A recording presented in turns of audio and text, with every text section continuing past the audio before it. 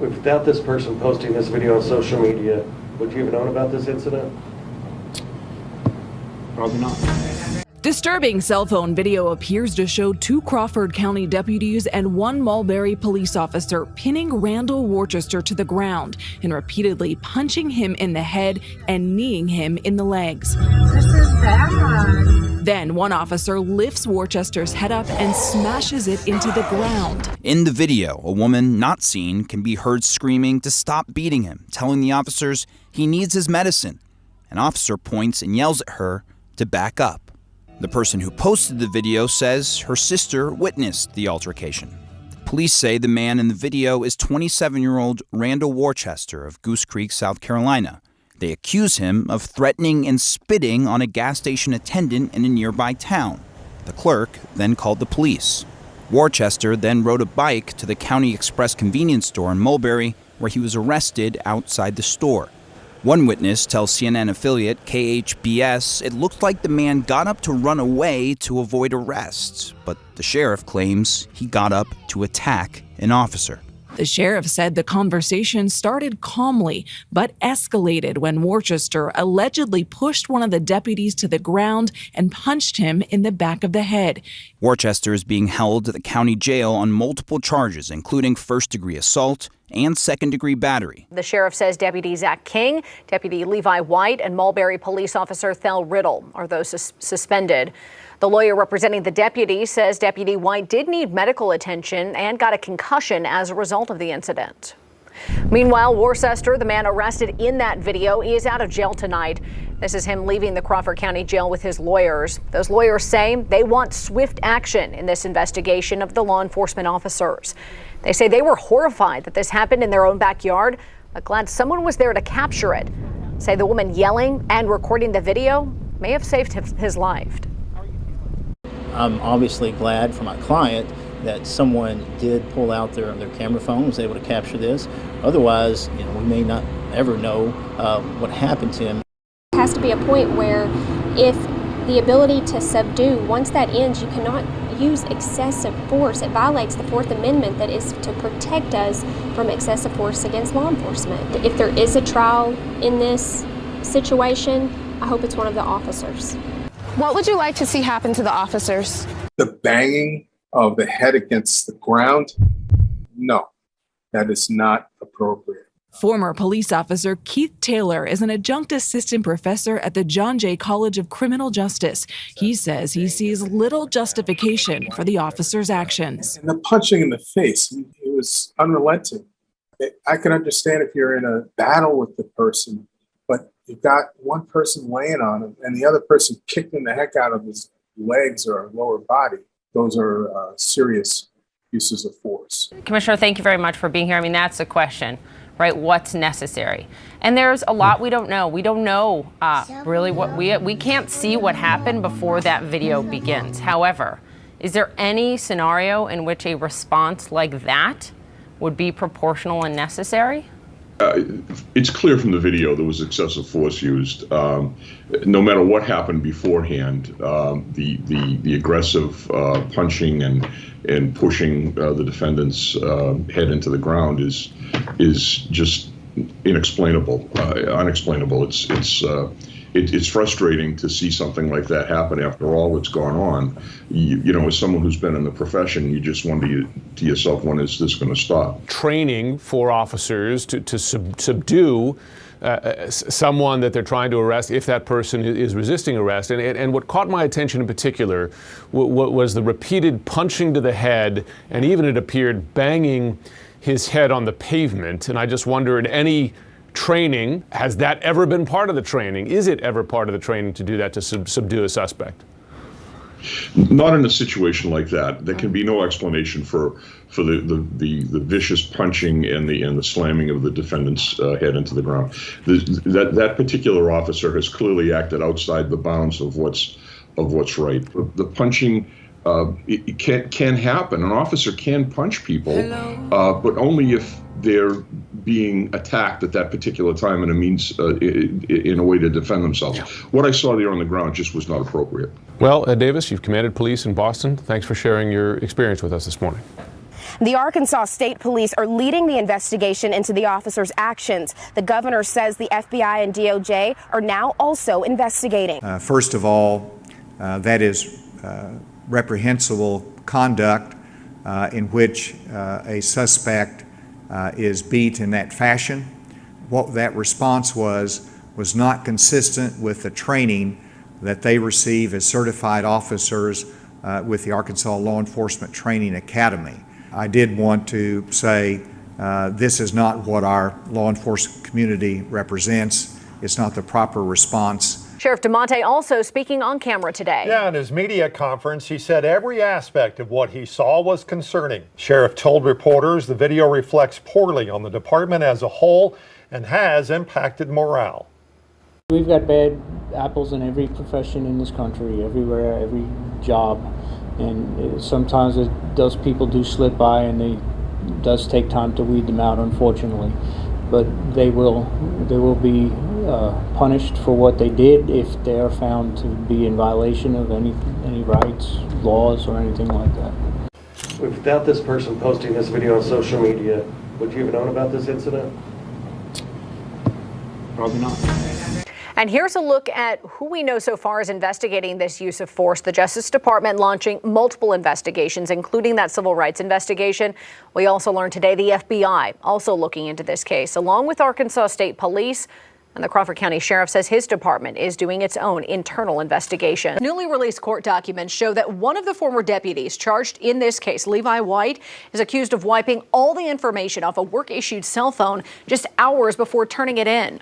White is one of the law enforcement officers involved in the violent arrest of Randall Worcester in Mulberry last summer. In the new arrest affidavit obtained by 5 News tonight, investigators say White claimed he reset his phone to protect personal information.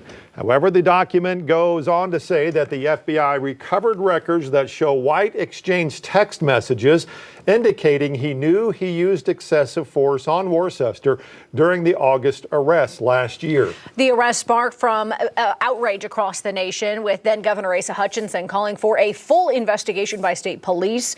Federal investigations were also open. First 2 Crawford County deputies involved in a violent arrest caught on camera are without a job tonight.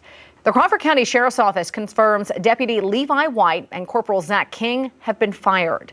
5 News reporter Rachel Williams is live in Crawford County with new reaction tonight. Rachel? Erica, officials here at the Sheriff's Office confirm those deputies were fired within the last week or so. The attorney representing White and King says he has no comment right now. New information tonight, 2 Arkansas deputies caught on video in a violent arrest have now been arrested themselves, charged with civil rights violations. The FBI saying today that Levi White and Zachary King were taken into custody by U.S. Marshals. What those charges are and what happens next. Catherine? Former deputies Levi White and Zachary King have been indicted by a federal grand jury with deprivation of rights under color of law. This afternoon, they made their first appearance in front of a federal judge where they pled not guilty. The charge of deprivation of rights under the color of law means they willfully deprived Worcester his rights, including the right to be free from unreasonable force by law enforcement officers. The indictment also alleges that Worcester suffered bodily injury as a result of their actions. The deputies were fired from the Crawford County Sheriff's Office back in October. The jury trial is scheduled for April 3rd in Fort Smith Federal Court.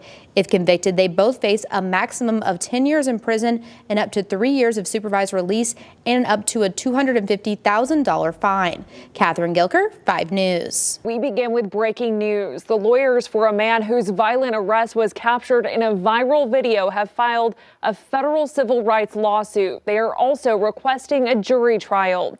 The filing is 23 pages.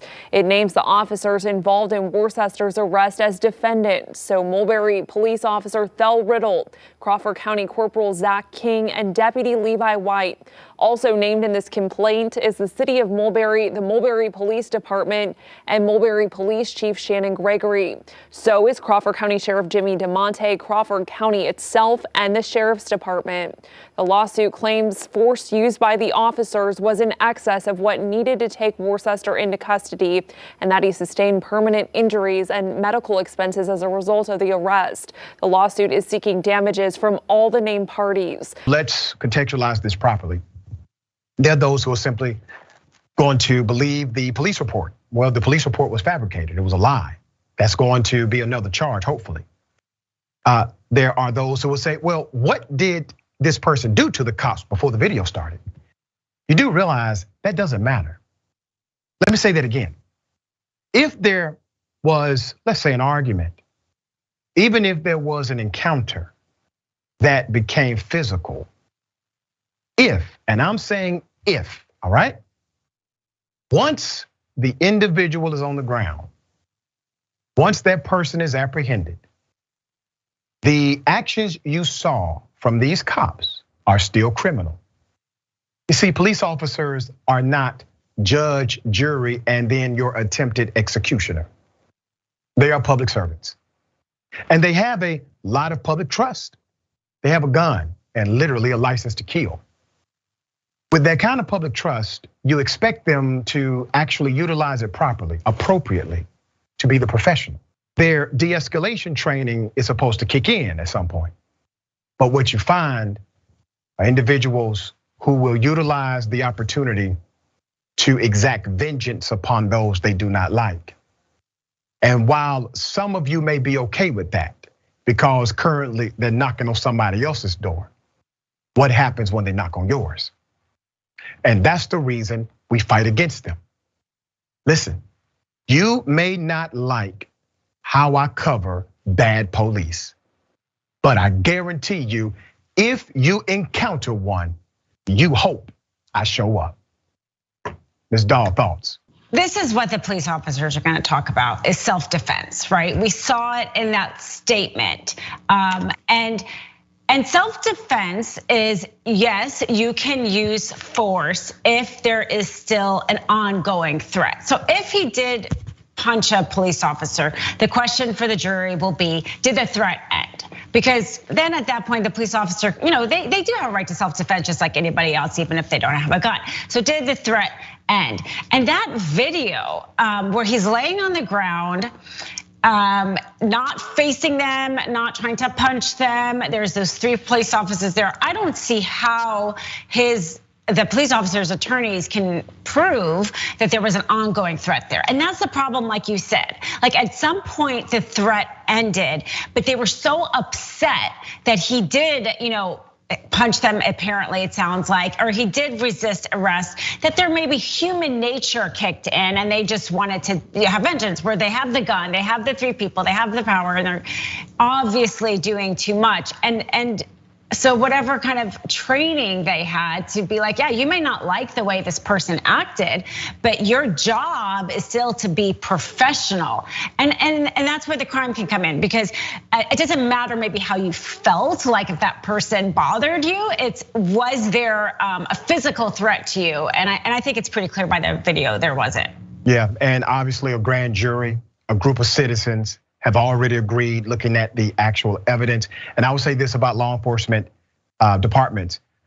They are the only governmental entity who will demand and typically get more money, raises, with lower job performance, okay? Think about that. Think about no other department inside of local government can make that same proclamation. With that kind of power comes great responsibility. You should want better out of police officers. Tell a cop you're innocent, they can't use that in court. But if you say you're guilty, well, your trial will be short. There ain't no way it's good for you, and lots of ways it's not. Never, ever, ever talk to cops. You don't have to fight, and you don't have to be a jerk. Just gotta exercise your rights, and you'll find that it works. Officer, I'm happy to cooperate, but not without my lawyer. I don't talk to cops. Never, ever, ever talk to cops.